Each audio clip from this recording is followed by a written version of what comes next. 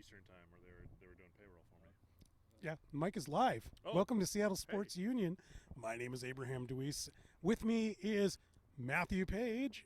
Hey guys, how's it going? And the Soulman. How are you guys Brian doing? Solack. I don't think they can respond. They can't respond. No. Maybe in the comments below. It's great to be back in the area. Oh, yeah, you were in Cooperstown, weren't you? I was in Cooperstown. Yesterday there was probably close to 100,000 people. It was crazy. Right on. And you went for Edgar Martinez's induction. I did, and it was very impressive how many Seattle fans went out just for that compared to 2016 for Griffey, because Griffey has more of fans across the country, and Edgar's more of West Coast. At least that's my opinion anyway. And we just dominated. On Friday we had more fans there. All the Yankee fans waited till the weekend to come in, but jerks. Even the PA announcer, Brian Kenny, even gave us kudos yesterday on live TV. Really? How awesome we were, yeah. I watched the YouTube clip of Edgar's induction, but they panned out to the audience, but you couldn't really tell. But you're saying there were more Mariner fans than...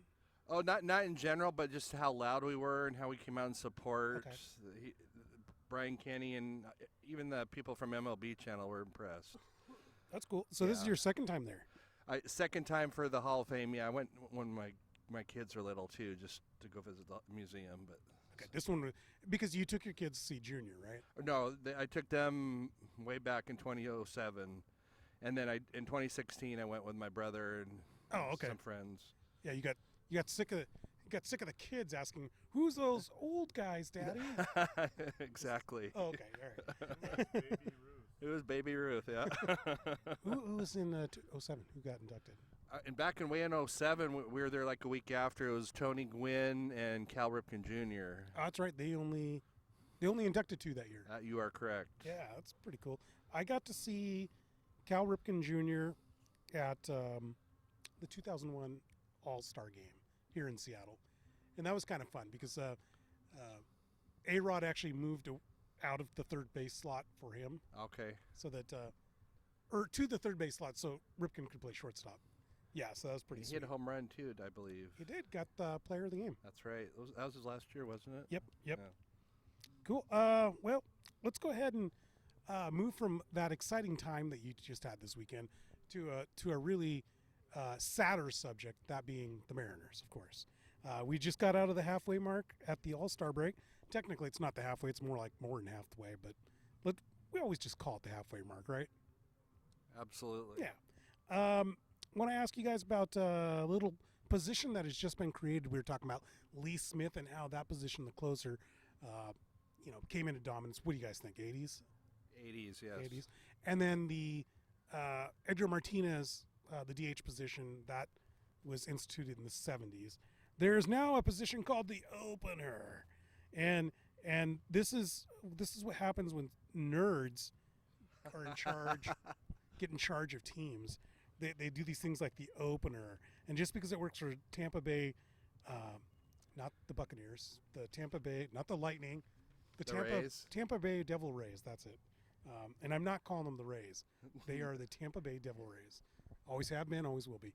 But anyway, just because it works for one team, it seems to have gone into vogue. And that is my unbiased opinion on this. It's worked for the Angels too. Did they it? got the no against Seattle. Oh, was that a real difficult feat? I guess not, but it was the irony of it was. What was it there? Was it here or was it there? It was there. Their first home game back after their player passed away. Tyler Skaggs, yeah. It was the commemoration game commemorating Tyler Skaggs and his passing. And so they ratcheted it up a level and shut us out and no-hit us, I guess, yeah. But like Abraham said, it's not very hard to no-hit the Mariners today. But what do you guys think about the opener? And I dispute your assessment that because the Angels had one game where it worked, right? The Angels are still not even in the playoff picture, and neither are the Mariners, obviously. And the Giants they're kind of a mess. Yeah. The Giants are currently at 500 as of this moment. Okay, well, that's less messy, I guess, than the They've Mariners. won 14 of the last 16, I think. They've been on a little bit of a tear. Are they going to trade people then? Because it was kind of understood that they were going to fire sale. that's what the whole conspiracy and that MLB Network and ESPN are trying to give me up as the gin up as the story of the deadline, and oh my God, are they going to sell or not? Well, I can tell you firmly, without a doubt, 100%, they're selling. They're absolutely selling. They have nothing on that team, and they need to get a lot, so they are selling. Don't Yeah, worry. but how are the fans going to put up with that if you're winning 14 in the last 16? You said. Yeah, they'll put up with it because it'll help the turnaround faster. They have no farm system. They have way too many contracts with old guys that aren't pitching, like Johnny Cueto, who's being paid $24 million to not pitch, and so forth. And so they're going to use the chips while they can, and they're going to get something for them and build to the future. You said it's conspiracy theory. Why is this a conspiracy theory? It's not a conspiracy theory. It's the news. They're trying to build up a news and build ratings by trying to go. Oh, well, are they going to build? Are they going to sell or are they not? They're going to sell. Don't worry. Okay, so if the Giants are going to sell and they're 500, are the Mariners going to sell? I mean, they already have for pretty much most of the season, but there's still D. Gordon, there's still Mike Leake, the couple catchers, Navarez, and Santana too. I think Murphy. they should get what they can for him. He's got 2 years 2 years plus left on his contract. 2 more years under control for Santana. There's also Elias, who's drawn some interest for the bullpen. Santana is probably the most valuable trade chip. He'd probably bring us some actual pitching prospect in return, and I say we entertain offers. okay, cool. But what do you guys think about Omar Navarez and Tom Murphy? It's a good catching combo, but it's not our catching combo of the future. If they could trade Navarez right now, I'm all for it. Murphy can handle this team the rest of the year, and it's not like we're going to go anywhere. I mean, they've drafted a few kids. Maybe they can sign somebody in free agency in the off season, but they got to get something for these guys. All right. What about D. Gordon and Mike Leake? Well, first of all, back on the catchers, I've kind of gone 180 on my position that was the beginning of the year, and that hold on to what we've got. Cal Raleigh has really turned a corner in the minors, and who's the other guy I'm thinking of? Catchers? Yes, I don't know. there's another really good catcher we've got in our system as well, who was before Cal and ahead of him. But anyway, we've got some depth that's finally starting to look like they might eventually become catchers. If we can get something for them that's useful for the long term, sure. Moving on to D. Gordon. Unfortunately, he costs too much. I don't think there's much interest there. And as far as Mike Leake goes, it's the same situation. He's been inconsistent in his last starts. Yes, he almost got a perfect this last start, which was awesome. But the start before that, he got shelled for like 6 runs or something like that, and he was been inconsistent up and down like that all year. That was a no-hitter. Sorry to interrupt you. That was a no-hitter, though. I just think there's some kind of baseball gods that game. Otherwise, I think he's done pretty well. Well, he's what he is. He's good at what he is. He's an innings eater. He's a little overpaid, but Cardinals are still paying part of his contract, and they are. And we would obviously be willing to eat part of his contract as well. I just apparently the interest isn't there. He's got a no trade clause, and there's rumors abound about his relationship with our team souring. That may be true, but you got to find someone who's willing to take him. And if he's going to be a clubhouse cancer, no one's going to want him. So no trade clauses. Does he have at least maybe 5 teams he could? No, he's got a full 100%. one. Oh my! Okay. A full one that was given to him by the Cardinals when they signed him to the current contract. Wow, what a contract! Yeah, but as for D. Gordon, he's expensive for what he is. His on base percentage this year has been like barely 300, if that. And you don't want that with a leadoff hitter or that kind of style of a hitter who's just all steals and all contact. And he may be a decent glove at second, but he's not worth the money we're paying him. As a player like D. Gordon, has that kind of player, has the game passed him by?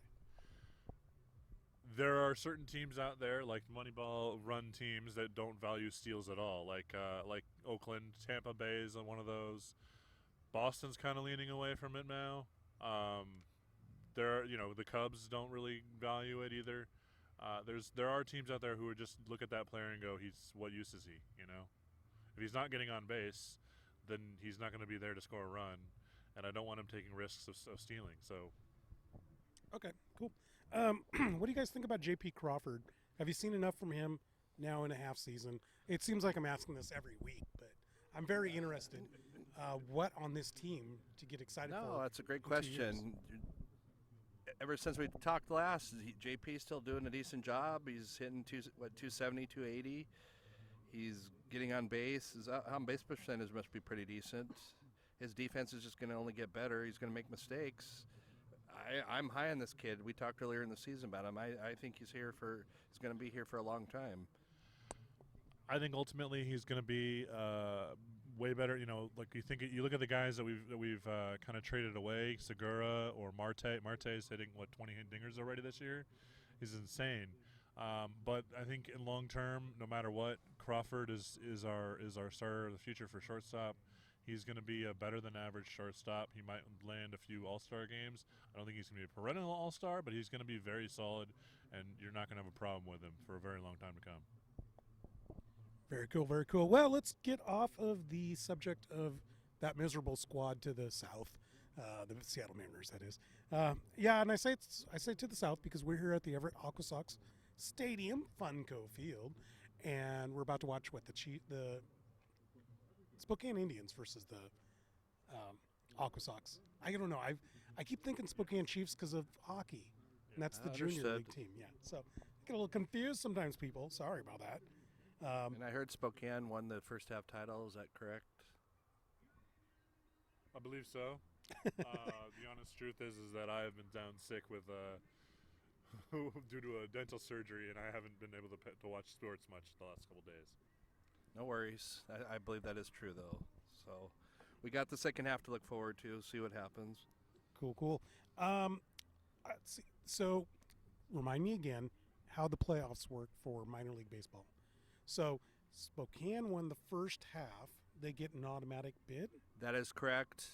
If they win the second half, then basically they'll sit the first round of the playoffs, and they'll play the winner of the South for the championship.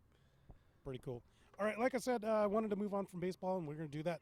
We're going to talk about football. The big news of today is that Jaron Reed got suspended, the Seattle Seahawks defensive tackle, and I believe he had 11 sacks last year. So the sack master and the key to the new Seattle defense is gone for 6 games. What happened? So 2 years ago, I believe he had an incident, domestic abuse incident, went unprosecuted, so the police dropped the case, but the NFL has been looking into it, and they found 6-game suspension was in due order. Ouch. Yeah, it's a blow to the middle of our defensive line. There's no doubt there, but I just have to say real fast, Tyreek Hill got away with it. Jaron Reed? Yeah. Unfortunately. They waited 2 years, too. That's kind of not really That's cool. a really confusing part is they waited 2 years on this. Yeah. And did something just pop up? Did somebody say something? So did somebody rat him out, or did he just have an interview with the commissioner and tell his version of the story, and the commissioner maybe didn't have anything that he liked as far as how that turned out? Has Pete Carroll or John Schneider said anything today on the radio or in the news? Or? No, I haven't heard anything. Have you, Matt? I have not, no. Let's take away the idea that let's take away this whole idea about is Tyreek Hill worthy of dismissal as well? I think he is. Matt, I talked to you earlier about it. You believe he is too. Let's just talk about this more. I mean, I don't think anybody's going to disagree about that, except maybe Tyreek Hill. But the fact of the matter is, we don't get Jaron Reed for 6 games. What kind of impact is that going to be? I mean, we don't have Frank Clark anymore. We don't know what's going to happen. All these kids, they're so young. We signed that one guy from Detroit. I can't believe if he's healthy, he make an impact. I can't think of his name. Ezekiel Ansah? Yeah, Izzy Ansara. Ansara. Okay. His first name is Ezekiel, but they call him Izzy. Izzy, okay, yeah. No, other than those 2 guys, I mean, what big bodies do we have? Do we retain Deion Jordan? No, I don't. I don't believe he's physically capable of playing the game anymore. Those injuries stacked up, and I think he's on the PUP list if I remember right. But what we do have is we have Quentin Jefferson. You guys look like you're trying to remember who that is. Still. We have Rasheem Green out of USC. We have that one guy and that other guy. And But one guy with the jersey that has some numbers on it and a name. No, I mean I could list through. We could think really hard and list through them, but I mean the fact that we're not recalling these names as quickly. Well, the bottom line is, if the other team runs the ball, Bobby Wagner is going to tackle the guy. So don't worry about it, I guess. Bobby Wagner got a 99 rating on Madden. That's impressive. Is it? I know it's only a video game, but I think he's top 5 in the league. I don't believe, Matt, you've played Madden in 20 years, right? It's been a few years. But you know more about video games than Solack and I do. Okay. Yeah. Is that an honor? I mean, it is. I mean, it's the highest rank. No one gets 100. They don't give 100. okay. And 99 is, I mean, that's the highest compliment you can get. And every year there are reaction videos on Twitter, from the personal Twitter accounts of players, where from some of the more flamboyant and mouthy players, for lack of a better word, complaining about their rating of I remember it was like 2 years ago, DeAndre Hopkins was really pissed off because he got like an 86 or something like that, and he was like, what the hell, and then T.Y. Hilton was mad about his number, I think, one year, and so some of the big play receivers are usually upset, but it's a game. It doesn't really matter, and I don't really put too much behind it. Okay, so I went to the internet. That is my magazine, Athlon Sports Pro Football, and I got the names for you. Let's see if these names do anything for you. I forgot about Poona Ford. Poona Ford, first-year player out of Texas. Yeah, you guys don't look impressed. Okay. No. The aforementioned Rasheem Green, Brandon Jackson. Do you guys remember him? I don't. Nope. Okay. Quentin Jefferson that I mentioned. Nazir Jones, second-year guy out of North Carolina. I had forgotten this, but Cassius Marsh is back. Oh, I like him. Do you like him, or do you just like his tattoos? No, I'm not a tattoo guy. I just like the fact that he's a Magic the Gathering fan. Yeah, but didn't his card get broken into and all his cards got stolen? Unfortunately, all his cards were stolen. But I think some people put together a GoFundMe and helped him get back some of his collection. Yeah. Do you think though that, like, come on, man, what are you leaving your prize cards in your car for? The hilarious thing is that the collection of cards was probably worth more than the car. Right, exactly. All right, how does this name grab you? Jamie Madeir? Nope. It's not grabbing you? Okay. Nate Orchard from Utah? The name definitely sounds familiar from college football. Yeah, I'm like, look, I don't reckon. I mean, he's we get him? He's new this year for us. I don't know. I don't even remember that name. Was he drafted this year? Yeah. Okay, then that makes sense. Because I'm like, I only picture him in the Utah uniform. I don't remember him in a there was a Seahawks uniform. Oh, there's another guy named Christmas Jones or something like that. No, Christmas Jones was the character. Wasn't that Denise Richards in the Bond film? Oh, there is a defensive lineman that we got as a free agent. Or no, 7th round. His name is Christmas something. Okay. But you are right. You are right. That she was a nuclear physicist, right? She was pretending to be a nuclear physicist. I didn't buy it at all. She looked like a nuclear physicist to me. And they had, of course, that the one-liner that was just absolutely terrible at the end. That had to do with Christmas. Do we have any linebackers? Maybe we can make. Sorry about that. Do we have any linebackers that we could make into a pass rusher? Maybe. You could take a look at. What about Bingo or Gringo or whatever his name is? Barkevius Mingo. There you go. Yeah, you could take a look at somebody like that. You could take a look at Shaquem Griffin. Maybe try to convert him. But the problem is at the NFL level, NFL's not like other sports. It's the player you get is kind of the player you get. Correct. In baseball, you can convert someone and hide them at Everett or Tacoma and try to convert them into a new position. Going from one position to another, extremely difficult. I realize. Oh God, what was his name? The offensive lineman, J.R. Sweezy, was a defensive lineman that made the conversion. You are correct. There was a fullback that we had that used to be a linebacker at USC, and I forgot his name. Gilliam? No. Who?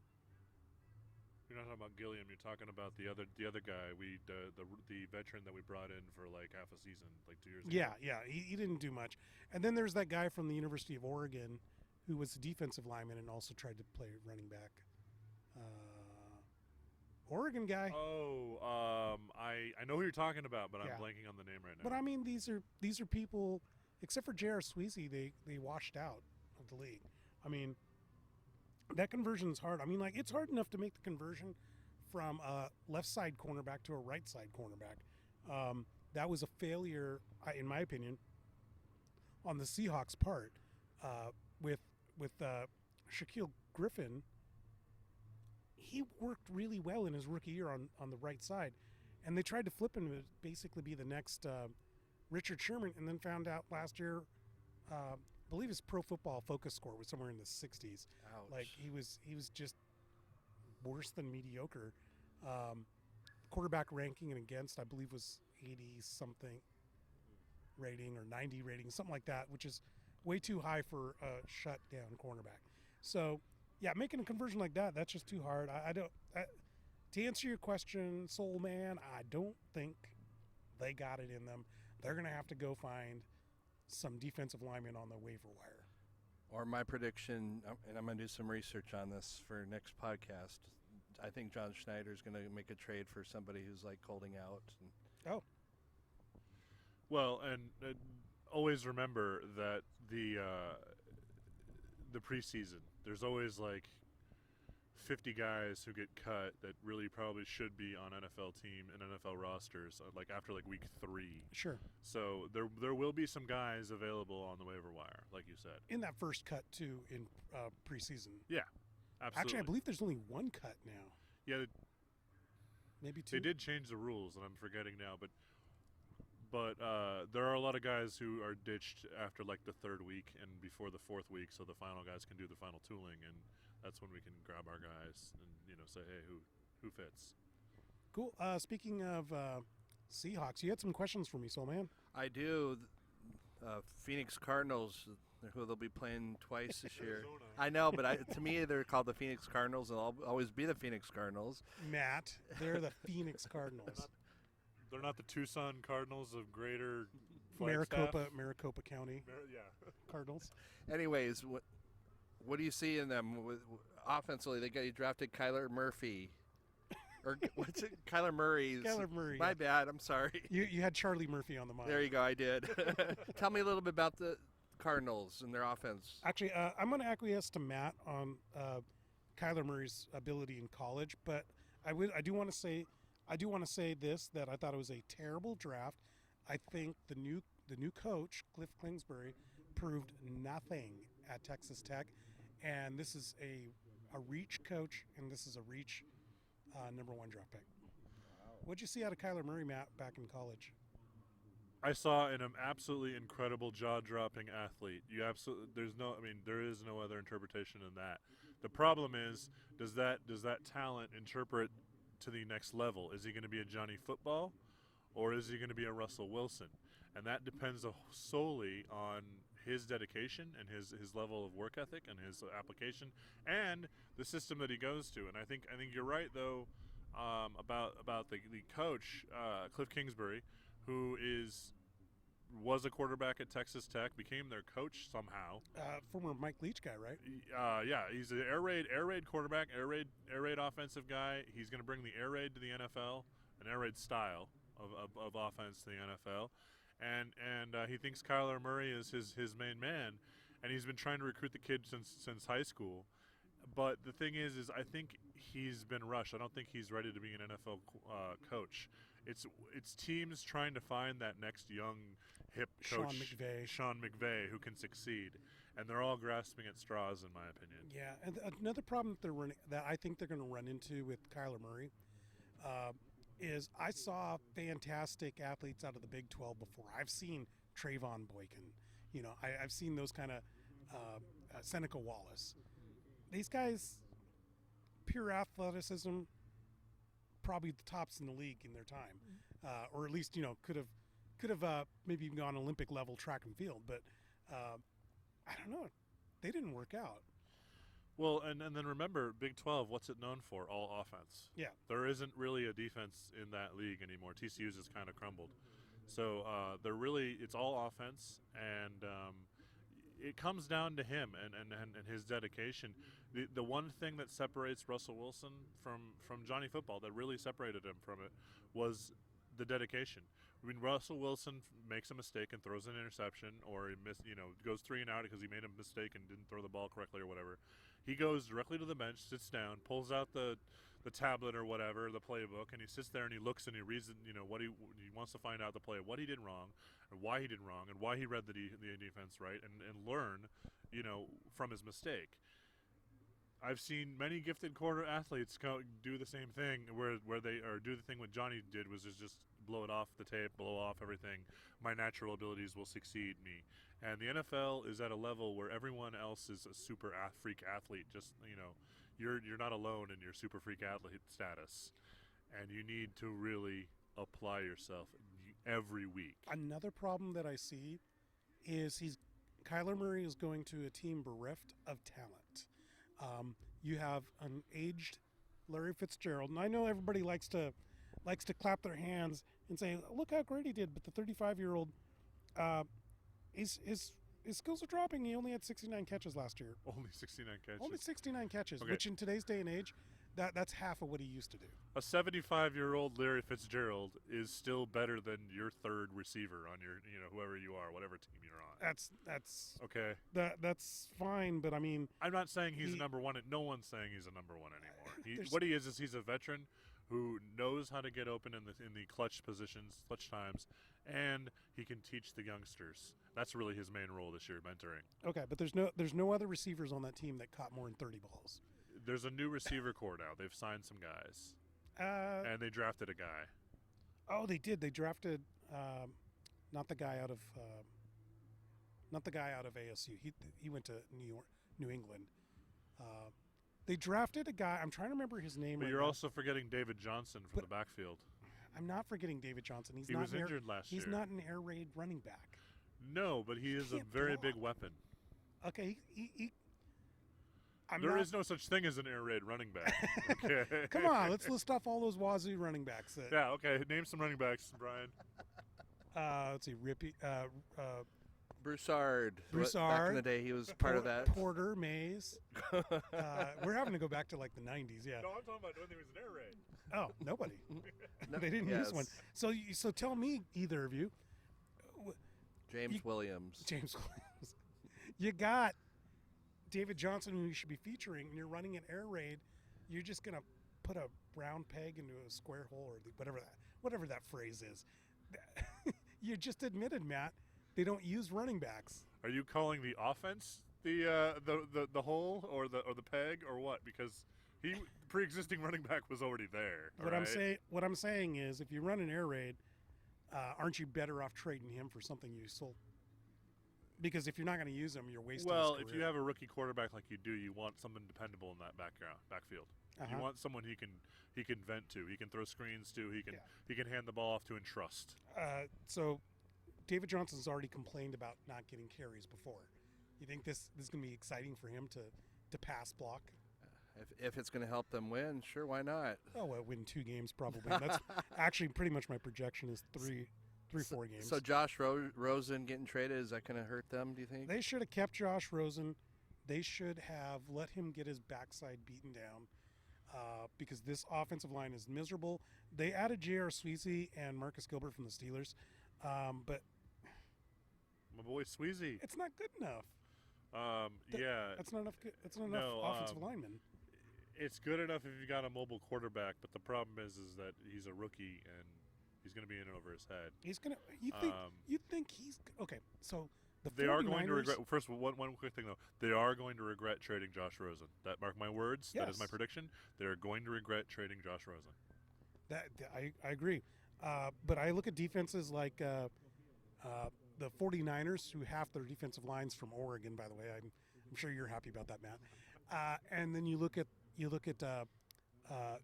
Sam, not Sam, the Rams. Who's the Rams guy? Donald, Aaron Donald. In college, you could run away from these guys. In the NFL, you can't run away from them. Like his speed's going to be amazing, but after a few hits, I don't see it happening. I mean, this guy better be Michael Vick if that's the case. So what about their defense? Tell us a little about their defense. They did they probably the dumbest pick of all time a couple of years ago in Robert and Dietschke. Oops. Yeah. You know the guy who fell out of a building once? Yeah. It happens, right? It's been known to happen. They were. But they got Buddha and they got the other dude cornerback this year. Yeah, they got Buda Baker That and was they a got good pick. Byron Murphy. Byron Murphy, both from University of Washington. who's from Scottsdale, so he's gone home. He's gone full circle, yeah. But I'll say this about Buda Baker. They got a Wazoo guy, Deontay Buchanan. Got another one in the supplemental draft. They just got the safety Thompson in the supplemental draft in the 5th round a couple weeks ago. Okay, so they're doing a great job of recruiting people from the state of Pac-12 Washington. cornerbacks. Yes. Just in general, yeah. The problem is Patrick Peterson has earned a 6-game suspension for roiding up. And, actually, I take that back. I did not say that. PEDs it is was- the proper term. It was, PEDs, You so it cannot could be prove something else. What it was. Well, they will not release what it was. Yeah, I'm just saying, you cannot prove. I cannot prove that anything other than he was suspended for 6 games for PEDs. Okay. They do have Chandler Jones, who had 13 sacks last season, but that's about it. I mean, their defensive line's a miserable wreck. Yeah, it's not pretty. Terrell Suggs is coming back, but he's 34, and I don't know what he's got left. He's just coming back because he lives in Scottsdale and he's from ASU. He's from and- ASU, yeah. Okay, yeah, I'll come play for you guys. So to answer your question, their defense, I would say has more talent than their offense, but that's only because their offense has zero talent whatsoever. They got Fitzpatrick, so they got a Hall of Famer, a bunch of midgets for receivers. Nobody I've ever heard of, and Chris Kirk is who I was thinking of, Matt. Chris Kirk from Texas A&M. That was the secondary receiver. Oh, yes, Chris Kirk, you're right. Yeah, Okay, but I don't know. They should have kept, in my opinion, Rosen, seen what he could have done. Putting Kyler Murray in a position to fail is a terrible idea. On the topic of Rosen, I know you're down on Larry Fitzgerald, but I'm not down on him. I'm just saying he's Larry Fitzgerald, arguably the second best receiver of all time in the NFL, in my opinion, and in a lot of people's opinions. Yeah. He was incredibly high on Josh Rosen. He was Oh, is he? very, very impressed with the kid. Hmm. He was impressed in how he came early, he stayed late, he was putting in the work, he was learning from his mistakes. The problem was he had no talent around him. And it showed. And Larry actually told management and told the press that they should keep Josh Rosen. Yeah. And I haven't heard anything about anything of him publicly saying anything about Murray, but I'm sure he was kind of disappointed to see Josh go. Yeah. Sounds like, yes, I'm going to say it, the Phoenix Cardinals have a better defense than your own Seattle Seahawks. Do you agree or disagree? They have some pieces that are like Patrick Peterson is better than any defender that we have, but you can't do much good, with a 6-game suspension. Correct. So we won't see him once. Robert and Dietschke, they put so much into this guy, and I forget what he was suspended for, but it's just like he and the management just don't get along, and he hasn't proven anything on the field to make them think he's worthwhile. Injuries as well go into it, but I don't know. I'm going through the players, and all I've listed off is, okay, Chandler Jones. That's probably a better player than anybody we have. Yep. On the defense, line, yeah. on the line. But Deontay Buchanan, they're trying to convert to linebacker because he can't make it as a safety Correct. at this level. Buda Baker, I think he's a better returner than he is a free safety. He's just a little too tiny. He's gonna wear down at some point. And I don't think he's at the level. He's not an Earl Thomas type player. I'm not even sure he might be equivalent to Tedrick Thompson for the Seahawks, but Wow. that's Husky, and I'm saying that. Yes, you are. But Byron Murphy's a rookie, and rookie cornerbacks do not dominate. And Terrell Suggs, I think, is old, so I don't see him dominating either. So I'd say it's a push. It seems like a push. I think it's they have their strengths and we have ours, and I think in terms of just defensive units only, I think it's a push. So when it comes down to it, are the Seahawks going to win both games, or? This whole Jaron Reed thing is driving me nuts. You got to you try to play strength up the middle in football, and you got Bobby Wagner. That's your strength, and we have no defensive tackle. We got to see. Maybe the Seahawks go out and get Dwayne Wilkerson or something like that. But I would be a little bit worried about teams running up the score and us having to catch up. Now, I don't think the Cardinals can do it, so I'll say we take 2 wins. But as I say that, I'm really concerned about the other games because, fine, we can beat up on the Cardinals, but we got the Saints, we got the Steelers. Those are offenses we're not going to be able to stop. Yeah. And here's another thing too. I feel like I'm backpedaling here now, but the Phoenix Cardinals. Now you got me doing it. Great. They don't really have anything to lose, so they play against a rival. They're going to play up as high as they can go, and then they'll probably get their backsides beat in by Houston or something like that the next week. Maybe you should stick to calling them the Glendale Cardinals because that's where they actually play, not Phoenix. Glendale. Always be Phoenix to me. All right, the Maricopa County Cardinals of the Glendale region. We're done talking about them. They're the Mariners of the NFL right now. So let's move on to college football. I want to talk about an article that I read on The Athletic, which had to do with FBS teams that lack attendance. For example, there is a rule that you have to have 50,000 in attendance to maintain a status, and I suspect you would get relegated. At least that's what the article sounded like it was saying. You'd get forced to move down to FCS level. Yes, unfortunately, they don't really. If you read, it's not. First of all, excellent article by The Athletic. Tons of research. As I told Abraham before we started, though, I think they went a little too long on their analysis. I don't need to know exactly every single aspect of the analysis, but it's superb article. You should check it out on The Athletic if you have a subscription. But they bring up schools like UMass and Ball State and a couple other schools in that category that their average attendance may be around 10,000, and they get around the rule apparently by buying the tickets themselves at a discounted price through scholarships or something, so that they raise the overall average to 15,000 on the year. Yeah, that seems a little shady.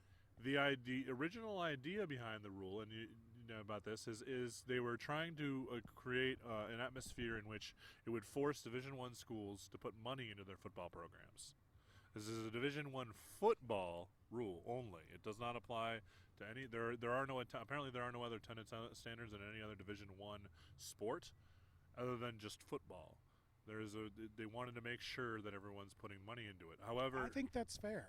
Well, the idea is, however, even without this, schools like UMass is putting millions into redoing their stadium right now and their athletic programs.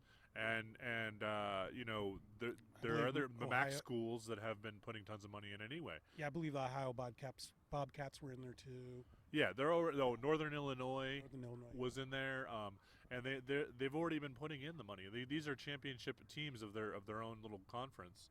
They're championship teams, but you know, they're small schools and they're in rural areas, so it's tough to bring in as many as 15,000 a game. Is there any problem just subdividing this out and not having these small colleges? Just go with the Power 5 as Division I.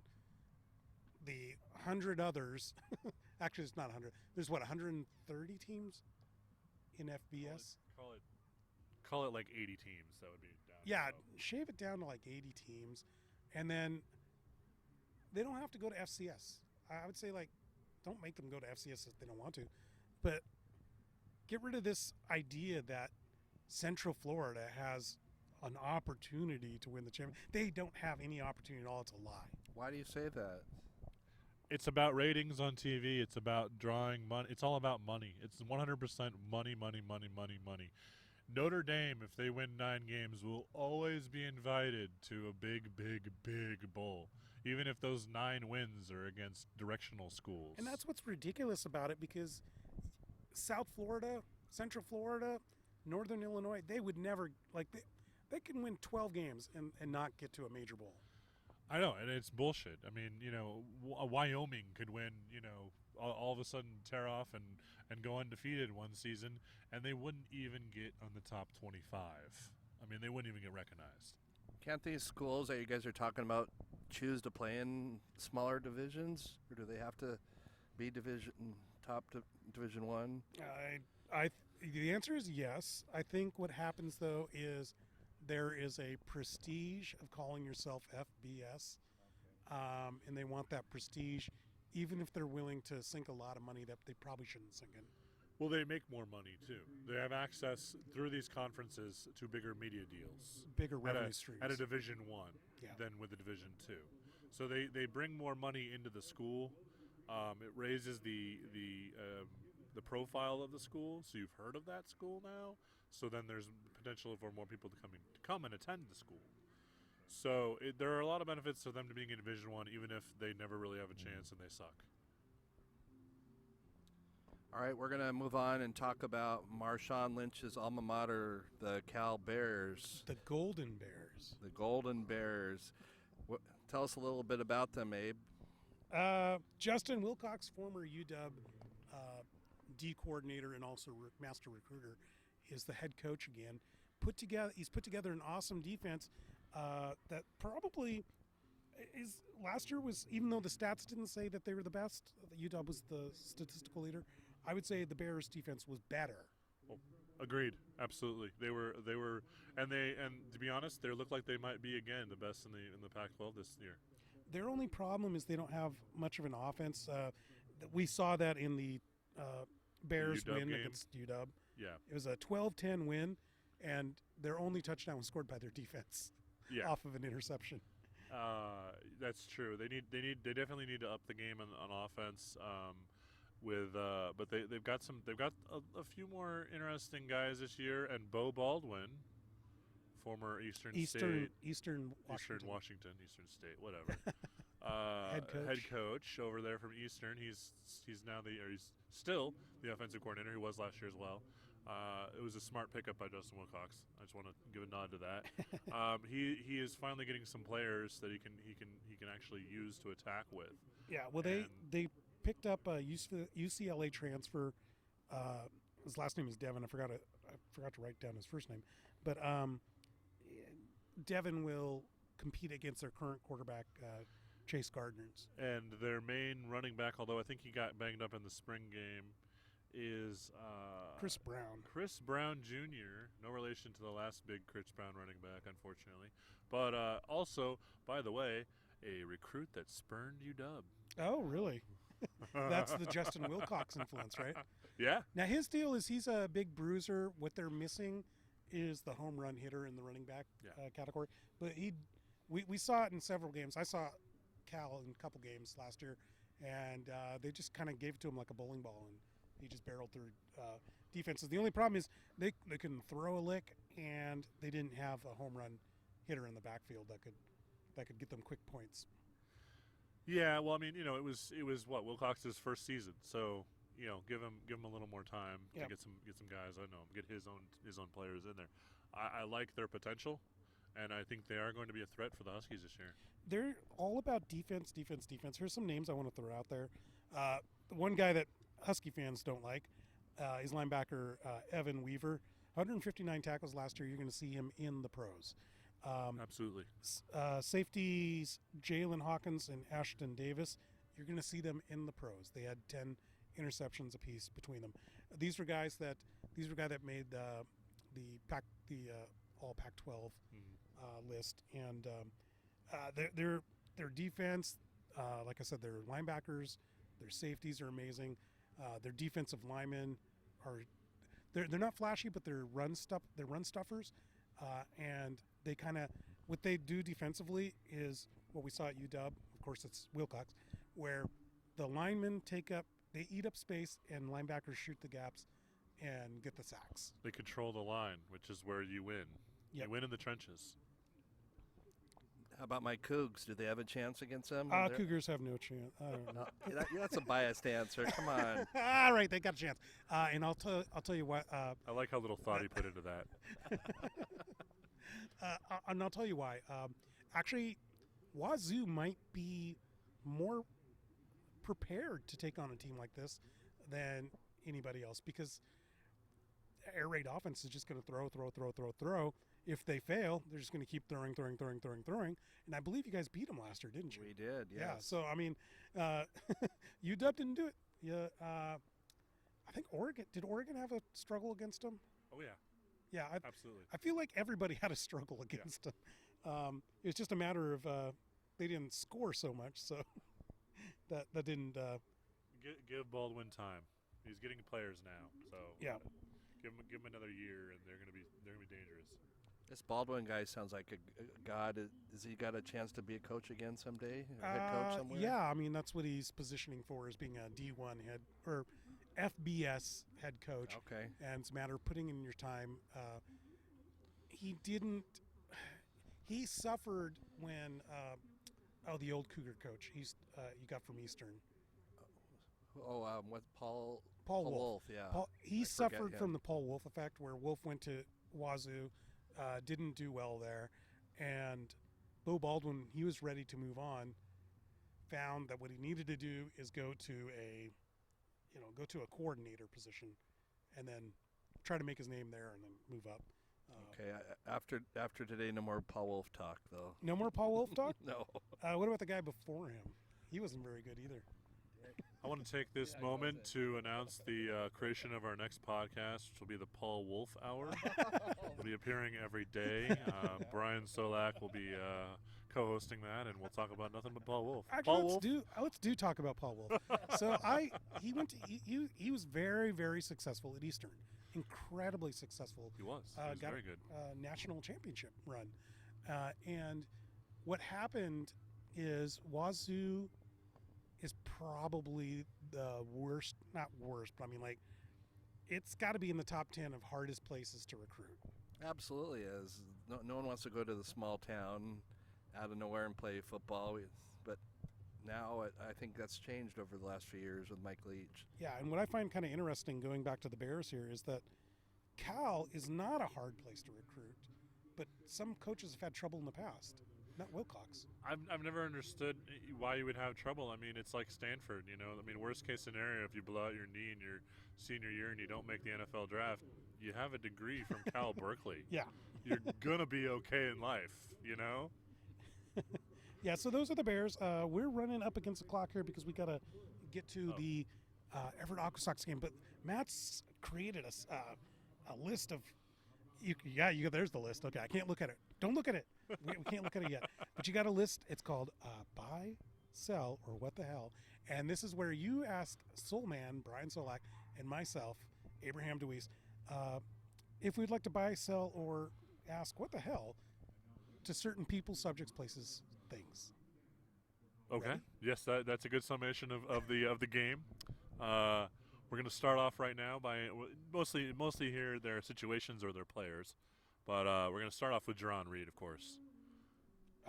Sell him. I'm not a big fan of whatever happened. There was enough to require him take a 6-game suspension. That's do not bring this guy back.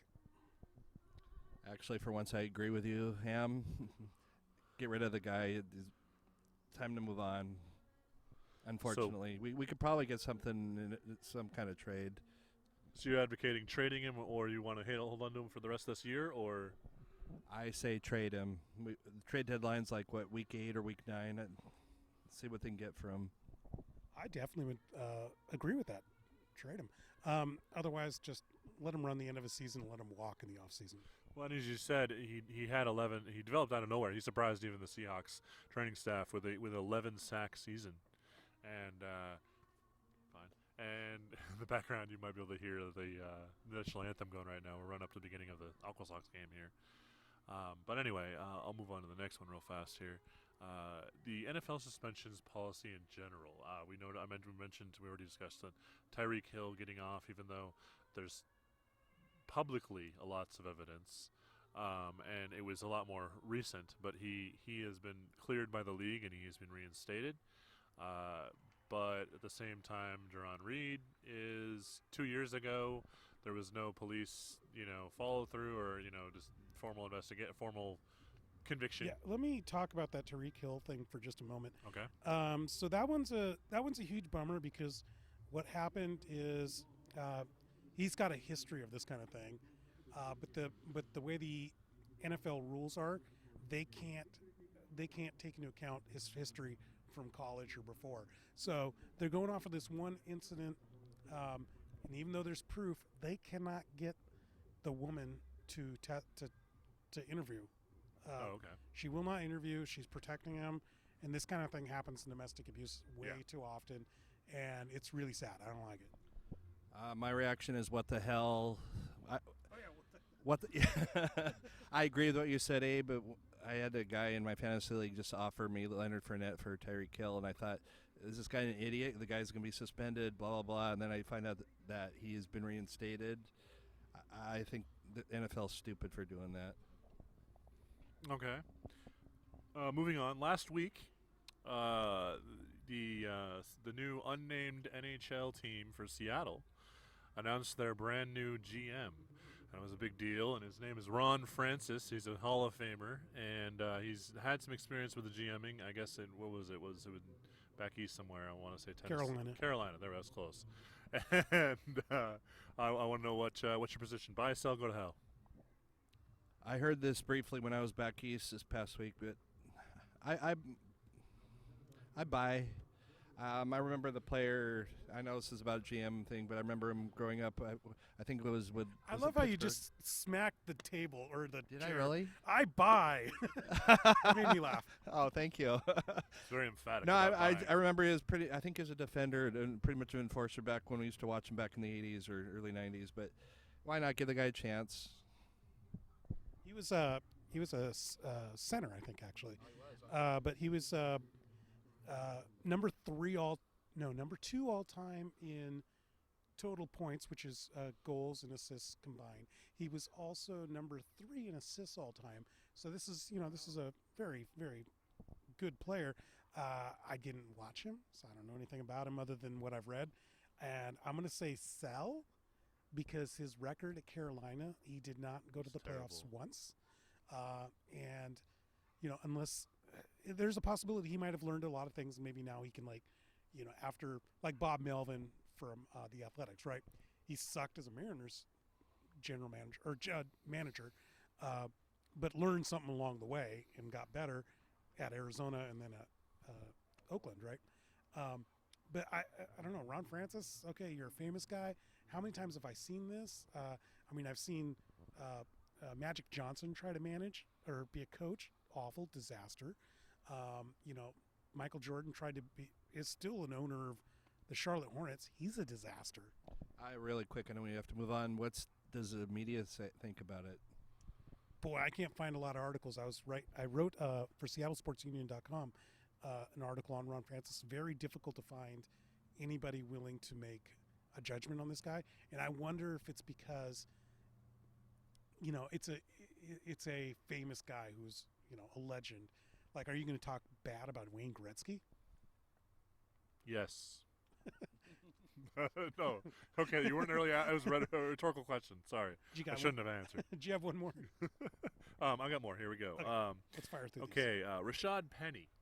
these. First round draft pick for the Seahawks last year. Running back. Buy, sell, go to hell. Buy, because we've already bought him. He's got a lot of talent. Let's do the best we can with him. I agreed. Buy. I'm looking forward to watching him this year. Be probably our third down back. I'm impressed. All right. Back to baseball. If you were the San Francisco Giants, what would you do? Buy, sell, or what at the deadline? You're at 500 as of now. 8 days to the deadline. I would sell. It's time to change that ball club around. Like we discussed earlier, there are a lot of old players on that team. I'm happy that they're winning, but winning's gonna stop eventually here with that team.